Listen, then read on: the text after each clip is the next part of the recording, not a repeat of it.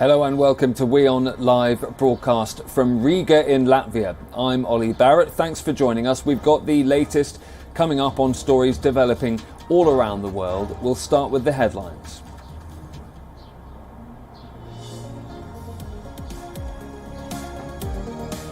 The UK Parliament opens for its new session with the head of state, Queen Elizabeth II, missing the ceremonial opening and Prince Charles stepping in.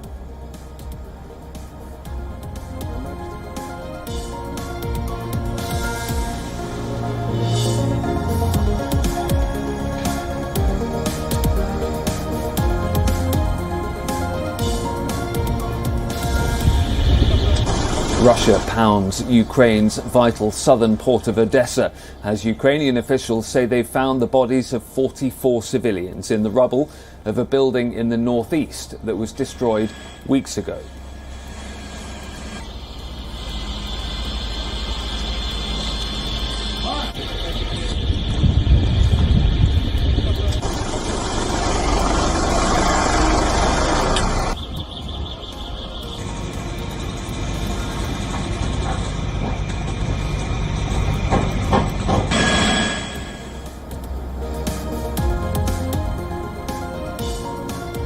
South Korea's new president, Yoon Suk-yeol, calls on the North to give up its nuclear weapons in exchange for massive economic aid at his swearing-in, calling Pyongyang's missiles a threat to regional and global security.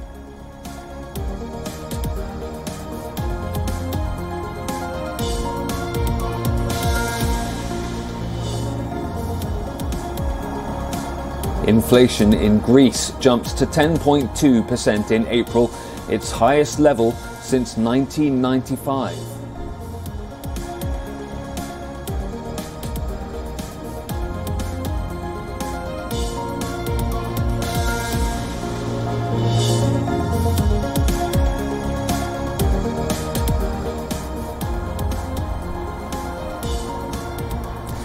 It is a mix of royal pomp and ceremony, but also raw politics. The British Parliament has opened for its latest session with a worsening cost of living crisis staring at the British government. The ceremonial opening took place without 96-year-old Queen Elizabeth II, who pulled out due to mobility issues. Instead, her son and heir, Prince Charles, read the Queen's speech, which is written by the government but traditionally delivered by the monarch. Prince William, who is second in line to the throne, was also in attendance.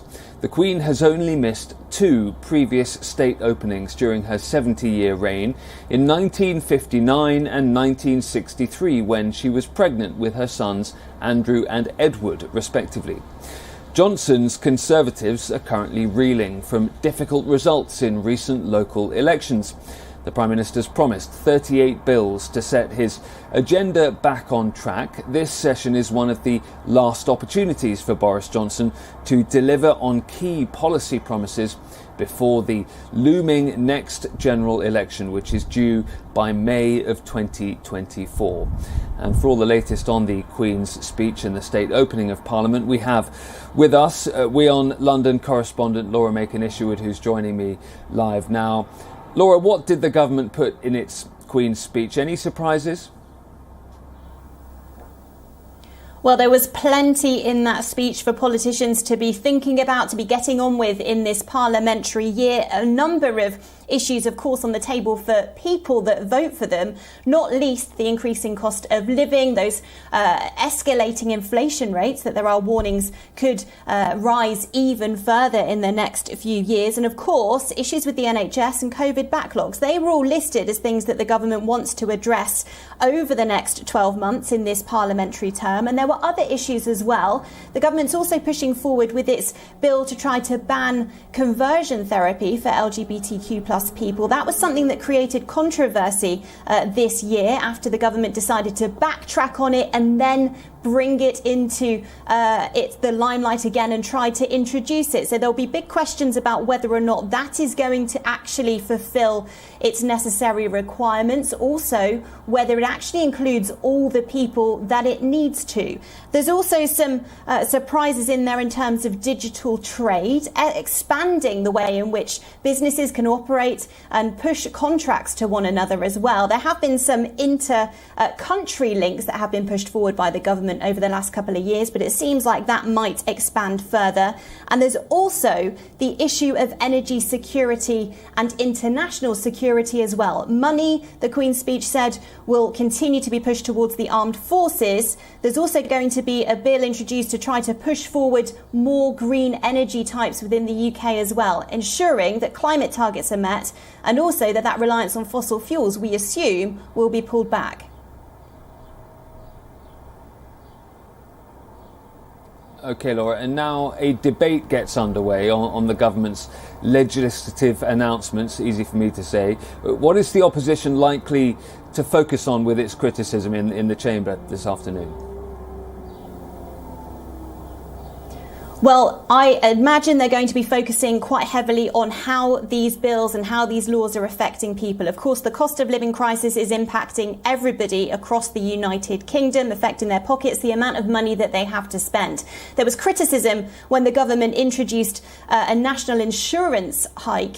That's a kind of tax in the United Kingdom that's placed on paychecks, whereby you put money into a separate pot that looks at health, at social care, at pension funds and things like that. There was heavy criticism when the Conservatives decided to lift that this year. They may be pushing back on the Tory government again, saying that needs to be addressed to try to improve the amount of money that people have to spend on their everyday costs of living. There's also questions about workers' rights that are going to be elevated as well, ensuring that people have access to the necessary contracts that they believe that they are entitled to. There are plenty of things that the government will be tackled on, and it is a very difficult environment for them at the moment, not least because they are dealing with the issues surrounding the ongoing conflict in Ukraine, but of course those inflation rises, the pressures on the economy, having to deal with the impacts of COVID that are continuing to play out. So it's likely to be a pretty exciting year in Parliament, if you like,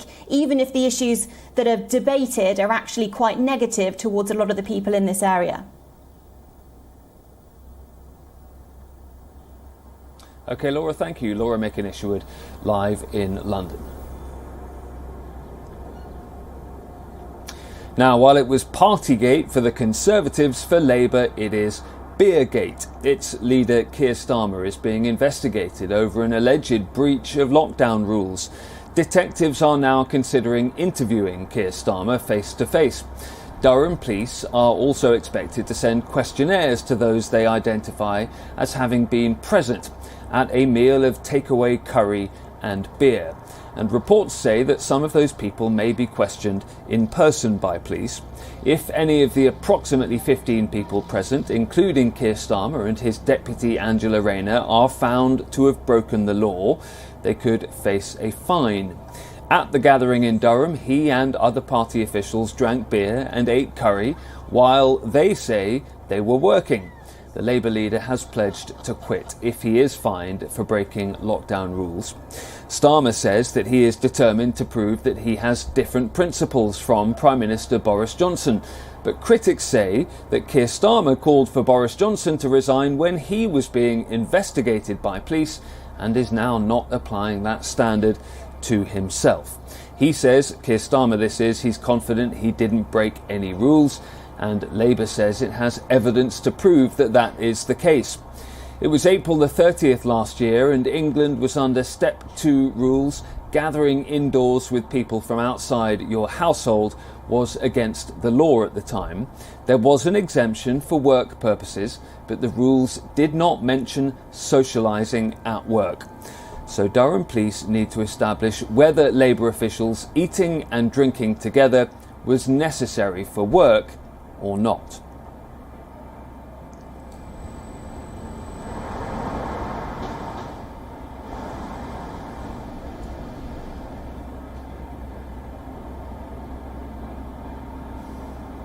French President Emmanuel Macron has been setting out his vision for the future of Europe and Ukraine's place in it. He says the entire process for EU membership for Ukraine will take time and says a fast-track entry should not be expected for Kiev. Emmanuel Macron is also, though, suggesting a parallel European bloc. He's calling it a political European community. It would allow non-EU members to join Europe's security architecture, among other things. At this point, Emmanuel Macron has not set out what kind of security umbrella that community would bring itself under, but Emmanuel Macron also kept Ukraine's membership of the EU one day on the table.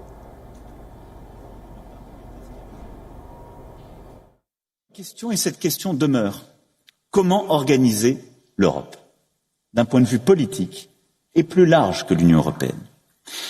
C'est notre obligation historique que d'y répondre aujourd'hui et de créer ce que je qualifierais aujourd'hui devant vous une communauté politique européenne. Cette organisation européenne nouvelle permettrait aux nations européennes démocratiques, adhérant à notre socle de valeurs, de trouver un nouvel espace de coopération politique, de sécurité, de coopération en matière énergétique, de transport, d'investissement, d'infrastructures, de circulation des personnes et en particulier de nos jeunesses. La rejoindre ne préjugerait pas d'adhésion future à l'Union européenne, forcément, comme elle ne serait pas non plus fermée à ceux qui ont quitté cette dernière. The EU's process of accepting new members is extremely lengthy and complex. There are 5 current recognised candidates for membership. All are in their negotiation phase. Turkey applied in 1987, but since 2013 talks have effectively been at a standstill. North Macedonia applied in 2004, Montenegro in 2008, Albania and Serbia in 2009. None are members yet.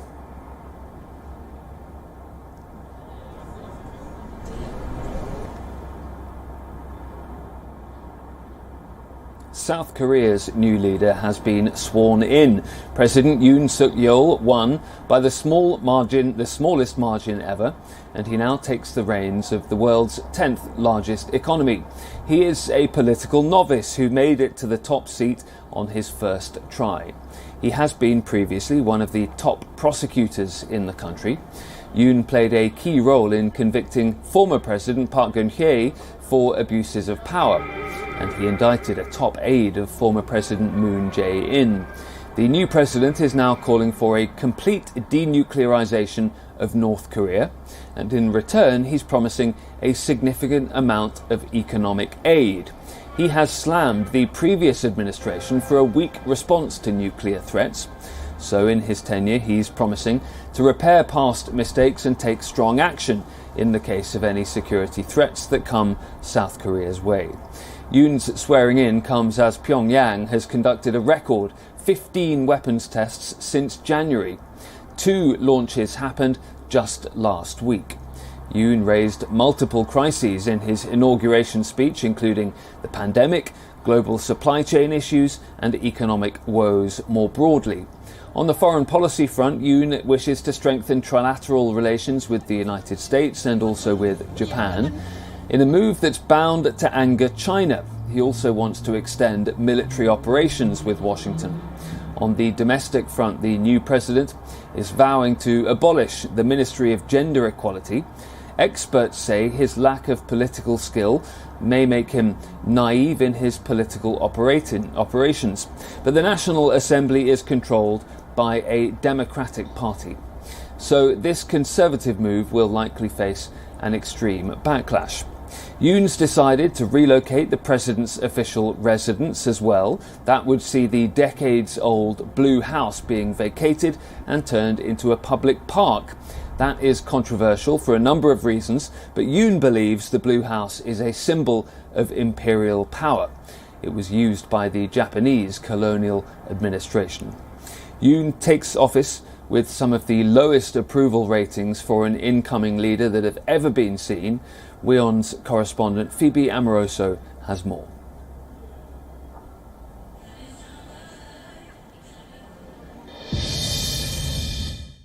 Inherited a whole host of challenges from the previous Moon administration. South Korean society is really suffering from great amounts of inequality. There are complaints there's lack of affordable housing, and we're seeing a huge amount of divides along both gender and generational lines. Now, all of this provides a backdrop to an economy that's really struggling to recover post the COVID-19 pandemic. And adding to that, we're seeing a global inflation rise, and that's really pushing up costs at home on South Korea. Now, Yoon has come to power on a platform in which he promised to tackle corruption, and is really going to have to work hard to win the public trust. Already, some of his cabinet picks have proved controversial, and many are skeptical because he comes to politics as a relative newcomer. He was a prosecutor for 26 years, and it's only in the past year that he stepped into politics. So some feel that he is fairly inexperienced. Then there is also the parliament, which is controlled by the opposition party, so that's going to make it very difficult for him to push some policies forward. When it comes to North Korea, that is potentially one of the biggest flashpoints when it comes to foreign policy, and he has said that he will offer North Korea economic support if North Korea works towards denuclearization. But some had hoped that he would be taking a tougher stance, and he's yet to lay out an exact roadmap of how he's going to approach that. So that's something that we're going to be watching going forwards. There is today something of an uneasy calm on the streets of Colombo after Sri Lanka saw unprecedented violence across the length and the breadth of the country on Monday. That followed the resignation of Prime Minister Mahinda Rajapaksa. Heavily armed troops evacuated the outgoing Sri Lankan Prime Minister from his official residence in Colombo after thousands of protesters reportedly breached the main gate there. Now, a pre-dawn operation by the army helped to safely evacuate Mahinda and his family. That resignation is the latest concession made by the Rajapaksas in the face of sustained anger and protests in the country. Other members of the family who previously held seats in the government have all stepped down. The only one remaining is Gotabaya Rajapaksa, who is the current president, and has repeatedly said that he will not resign despite the calls of "gotta go home" by protesters on the streets of Sri Lankan cities. He now has widespread powers and command over the security forces of the country. An Air Force helicopter allegedly carrying some members of the Rajapaksa family was seen taking off from the police park grounds in Colombo earlier today. Meanwhile, people gathered outside a naval base in Trincomalee, a port city on the northeast coast of Sri Lanka, where they suspect that former Prime Minister Mahinda Rajapaksa and his family are currently located.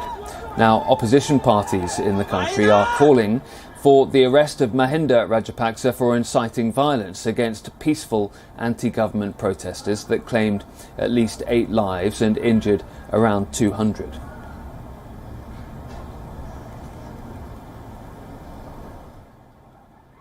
මේ මිලේච්ඡත්වයට රාජපක්ෂ ජනාධිපතිවරයා රාජපක්ෂ අගමැතිවරයා ප්‍රමුඛ මේ ආණ්ඩුවට සම්බන්ධ සියලුම දෙනා වග කියන්නට ඕන. මේක සැලසුම් සහගත දෙයක්. මේක හිතාමතා කරපු දෙයක්. මේක රාජ්‍ය මිලේච්ඡත්වයේ රාජ්‍ය ත්‍රස්තවාදයේ දේශපාලන ත්‍රස්තවාදයේ ක්‍රියාත්මක කරපු මේවුමක්. ඒ නිසා මේ දෙයට රාජපක්ෂවරු වග කිව යුතුමයි. Well, Monday's violence was widespread, and it saw protesters setting fire to all 3 houses of the outgoing Prime Minister. Homes of other Sri Lankan ministers were also torched and vandalised, as were buses and public property. Violence came to a head after protests spread across the country, drawing people across ethnicities, religions and class. Sri Lanka is reeling under its worst economic crisis since independence. The country has suffered months of blackouts and dire shortages of food and fuel. This has triggered massive anti-government protests across the country.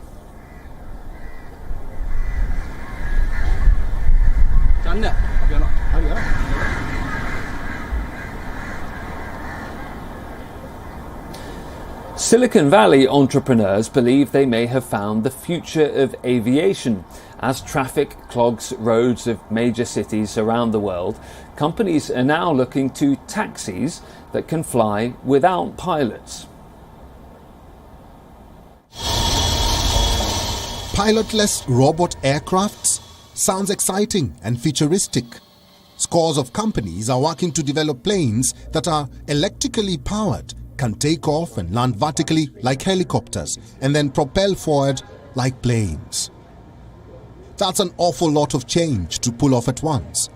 X-Wing is among a handful of aviation startups that specializes in making standard aircrafts capable of flying safely without pilots. Now they're aiming to get to the market sooner by taking on just one piece of that puzzle. In its case, making aircrafts fly autonomously. As X-Wing here, we're focused on the key enabler for this new industry, and we're starting with the cargo market because it's a great base to start. These vehicles here, Cessna Grand Caravans or 208Bs, are critical for next day deliveries nationwide. Today's aircrafts are already heavily automated. As they perform mundane flying tasks, the pilot is always supervising and retains critical decision-making responsibility. Over time, pilots are expected to delegate more tasks and decisions to the aircraft, eventually moving from the cockpit to the ground to fly by remote control. First, one plane at a time, and then multiple aircrafts simultaneously. Most accidents in aviation historically have been due to pilot errors. The vast majority of them. These are fairly complex systems, and there's a lot of mental workload on the pilot when he needs to fly an aircraft, and that's why automation can help, because it can reduce that workload. As urban traffic gets more miserable, others are looking to a future in which commuters hop into air taxis that take them over clogged roads. The really exciting thing is it has a voice of its own, so it talks to me throughout the full phase of flight. So we don't have to make any more manual callouts. So on takeoff, it'll tell me exactly what it's doing as it progresses through the various modes. Before it wins safety certification, X-Wing plans to use their technology as a pilot's aid to point out other aircrafts and obstacles, and also provide guidance on airspeed and flight path to optimize on saving fuel. Bureau Report, WION, World is One. Well, that is all we have time for on today's WION Live broadcast, which has come to you live from glorious sunny Riga, the capital of Latvia today, and will do so all week. Do stay tuned to WION in the meantime. I'll be back from Riga at the same time tomorrow.